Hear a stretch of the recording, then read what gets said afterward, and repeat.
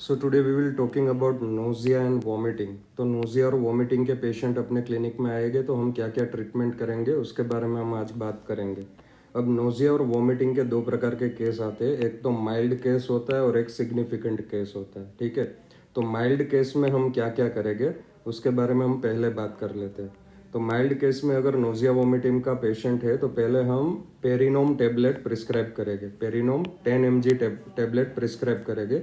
एक टेबलेट 2 बार देनी है, या तो एसओएस के हिसाब से भी दे सकते हैं, जैसे ज़रूरत पड़े उस हिसाब से। पर पेरिनोम टेबलेट के कुछ साइड इफ़ेक्ट होते हैं, जैसे कि एक्स्ट्रा पिरामिडल साइड इफ़ेक्ट, उसको ध्यान में रखना बहुत ज़रूरी है।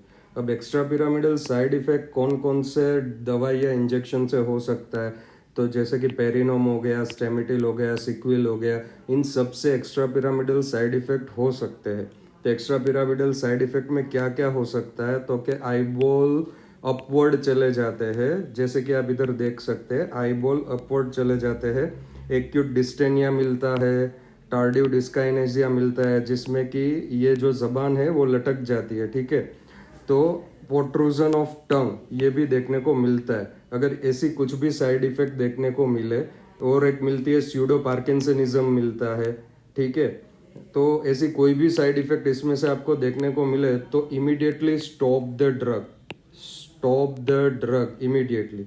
ठीक है, अब वो उस दवाई को तो हमने बंद कर दिया, अब उस साइड इफेक्ट को हम कैसे टैकल करेंगे। तो सबसे पहले तो टेबलेट पेसिटिन 2 स्टेट में दे दो, जो कि अपनी एंटी पार्किंसन ड्रग है जो स्यूडो पार्किंसनिज्म को हैंडल करेगी। ठीक है, और टेबलेट डाइजेपाम 1 टेबलेट स्टेट में देते हैं। टेबलेट डाइजेपाम 1 टेबलेट स्टेट में देते हैं। अब डाइजेपाम का इंजेक्शन भी आप दे सकते हो, आईएम या तो आईवी 2 cc देना होता है, जो कैलेम्पोज के नाम से बहुत फेमस है। ठीक है, डाइजेपाम ट्रंक्विलाइजर की तरह काम करता है। अब एक एंटी हिस्टामिनिक भी देना जरूरी है, तो एंटी हिस्टामिनिक में हम देंगे फिनार्गन। ठीक है, तो फिनार्गन इंजेक्शन भी हम दे सकते हैं। ये बात हो गई कि अगर एक्स्ट्रा पिरामिडल साइड इफेक्ट हुई तो उसको कैसे टैकल करेंगे अगर पेरिनोम के कारण। ठीक है, उससे अलावा जो बहुत प्रचलित ड्रग है टेबलेट एमसेट हम दे सकते हैं। टेबलेट एमसेट 4 mg का टेबलेट और सिक्विल दे सकते हैं ज़रूरत के हिसाब से, या तो एक टेबलेट दिन में 2 बार दे सकते हैं। अब गैस्ट्राइटिस के कारण भी नोजिया वॉमिटिंग जैसा लग सकता है, तो उस कंडीशन में हम syrup Tricaine MPS 2 tablespoon 4 hourly दे सकते हैं। यहाँ देख सकते हैं आप ट्राइकेन एमपीएस, तो सिरप ट्राइकेन एमपीएस भी हम दे सकते हैं। दूसरा टेबलेट डोमस्टाल दे सकते हैं, जैसे कि डोमपेरिडोम आ गया, to normalize the gastric motility. एक टेबलेट देना होता है दिन में 2 बार, और ज़रूरत के हिसाब से कम या ज़्यादा भी हम कर सकते हैं। ध्यान में रखने वाली पहली बात, तो अगर नोजिया वॉमिटिंग हो रहा है तो स्मोकिंग और टोबैको तो बंद करना ही होगा। ठीक है, chew cardamom, ginger and lime, जो भी आपको पसंद है उसमें से ये कोई भी चीज़ आप ले सकते हैं, ताकि थोड़ा मुंह का टेस्ट बदले, अच्छा लगे। अभी कोई कोई ड्रग होती है जो कि नोजिया वॉमिटिंग के लिए जवाबदार है, जैसे कि एनेसाइड्स हो गया, क्लोरोक्विन हो गया, मेट्रोनिडाजोल हो गया। मेट्रोनिडाजोल से बहुत ज़्यादा मेटेलिक टेस्ट प्रोड्यूस होता है, जिससे नोजिया वॉमिटिंग हो सकती है। तो ऐसी दवाइयों को स्टॉप कर देना चाहिए, या तो अगर बहुत ज़्यादा ज़रूरी है तो इंजेक्टेबल फॉर्म में देना चाहिए, या उसका अल्टरनेटिव देना चाहिए। ठीक है, तो ये सारी दवाइयाँ दिमाग में होनी चाहिए, और भी बहुत सारी है, पर ये मोस्ट कॉमनली है जिसके कारण नोजिया वॉमिटिंग जीपी में देखी गई है। अब सिग्निफिकेंट केस हुआ अगर, जिसको बहुत ही ज़्यादा वॉमिटिंग है, 7-8 बार हो गई है, उसको हम कंट्रोल कैसे करेंगे। तो इंजेक्शन पेरिनोम देंगे 2 cc, आईएम या तो आईवी देंगे। पेरिनोम के साइड इफेक्ट हमने डिस्कस कर लिया आगे, वो सब चीज़ों का ध्यान रखना है। ठीक है, if not controlled we can give injection Emset 4 mg IV stat देते हैं। Injection Emset 4 mg IV stat देते हैं। अब जब इंजेक्शन एमसेट या तो पेरिनोम दे, उसके साथ में एक इंजेक्शन रेंटेक भी दे दे तो ज़्यादा अच्छा होता है, ताकि गैस्ट्राइटिस कंपोनेंट भी हैंडल हो जाए। कैप्सूल ओमेस डी दे सकते हैं, जिसमें ओमिप्राजोल और डोमपेनिडोम कंटेंट होता है। एम्प्टी स्टमक देना चाहिए ये capsule Omez D. If abdominal cramps present है तो इंजेक्शन बस्कोपान दे सकते हैं, इंजेक्शन एनाफोर्टान दे सकते हैं, दो IM या IV देना होता है, बस्कोपान, और एनाफोर्टान है वो 2cc IM ही देना होता है। अब कुछ ध्यान में रखने वाली बात कि अगर वॉमिटिंग इज प्रोलॉन्ग, मतलब बहुत ज़्यादा देर से वॉमिटिंग है और इनटेक बहुत ज़्यादा पुअर है, ठीक है, urine intake and output is also poor, तो हमको क्या करना चाहिए कि IV फ्लूइड्स देना बहुत ज़रूरी है ऐसे पेशेंट में। तो RL या तो DNS देना चाहिए ऐसे पेशेंट में जिसमें प्रोलॉन्ग्ड वॉमिटिंग है और जिसका इनटेक बहुत पुअर है, यूरिन आउटपुट और इनटेक भी बहुत ज़्यादा पुअर है। ऐसे केसेस में हमको RL या तो DNS देना चाहिए, जो कि हाइड्रेशन कंपोनेंट को बैलेंस करता है। If abdominal electrolyte if abnormal electrolytes देखे जाते हैं, तो अगर एबनॉर्मल इलेक्ट्रोलाइट है तो ऐसे पेशेंट को रिफर करना फिजिशियन को ज़्यादा अच्छा रहता है। तो अगर इलेक्ट्रोलाइट इम्बेलेंस देखा जाए तो ऐसे पेशेंट को रिफर कर दीजिए, वो ज़्यादा सेफ है। अब किसी किसी पेशेंट में वॉमिटिंग मोशन सिकनेस से होती है, अगर कहीं गाड़ियों में जा रहा है या तो फिर पहाड़ी इलाकों में बस में ड्राइव कर रहा है, ऐसे पेशेंट को मोशन सिकनेस होते हैं, उसके हिसाब से वॉमिटिंग होती है। इसके बारे में हम बहुत शॉर्ट चर्चा इस वीडियो में करेंगे, डिटेल्ड वीडियो हम बाद में निकालेंगे।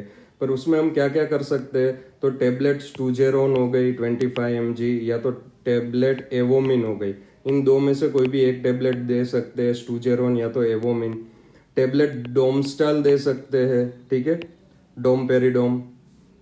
Take medicine before 1 hour. अभी ये स्टूजेरोन या तो एवोमिन हम जो देते हैं वो 1 घंटे से पहले देनी चाहिए, एंड लाइट फूड ले लेना चाहिए 2 घंटे से पहले। ट्रैवल के दौरान कोई खाना नहीं खाना है, 2 घंटे पहले ही खाना खा लो, और ये सारी दवाइयाँ 1 घंटे पहले दे दो तो ज़्यादा अच्छा रिजल्ट है। क्योंकि एक बार वॉमिटिंग मोशन सिकनेस के कारण चालू हो गई तो फिर उसको कंट्रोल करना मुश्किल है।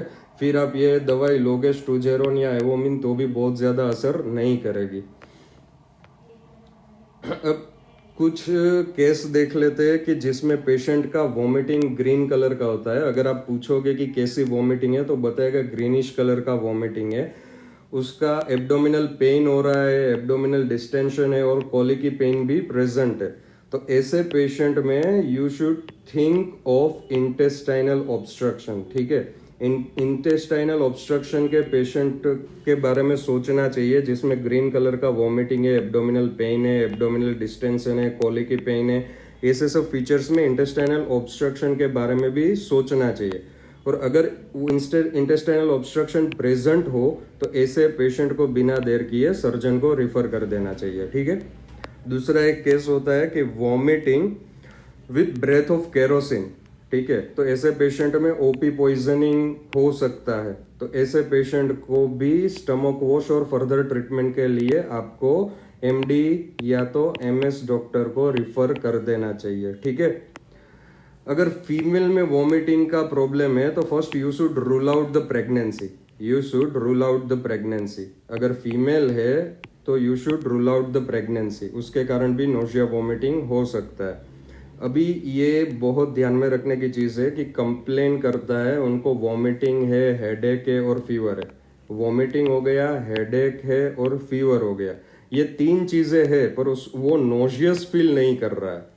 अगर वो नोशियस फील नहीं कर रहा है और ये 3 चीज़ें उनको है तो हमको सबसे पहले मेनिंजाइटिस रूल आउट करना चाहिए कि उसको मेनिंजाइटिस तो नहीं है।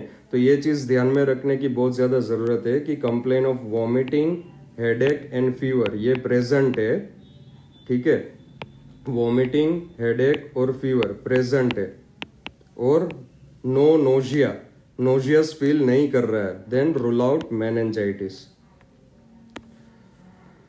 तो आज के चैप्टर में नोजिया वॉमिटिंग के लिए इतना ही। तो जनरल प्रैक्टिस के लिए इतनी चीज़ें अगर आपने सीख ली या तो जान ली तो इतना बहुत है। उससे आगे अगर कॉम्प्लिकेटेड केस आपको लगे इतना करने के बाद भी उससे अच्छा ना हो रहा हो, ज़्यादातर 80 या 90% पेशेंट को इतने से फ़र्क पड़ ही जाता है, पर बाकी के अगर 10 पेशेंट को इतना करने से अच्छा ना हो तो you should refer that patient to higher centre, क्योंकि फर्दर इन्वेस्टिगेशन हम कर सके। बस आज के लिए इतना ही। और पहले की तरह आज भी कहता हूँ कि ये सब दवाइयाँ खुद से ना ले, इसके साइड इफेक्ट हो सकते हैं। अपने नज़दीकी डॉक्टर को ज़रूर दिखाए और इस हिसाब से दवाई ले।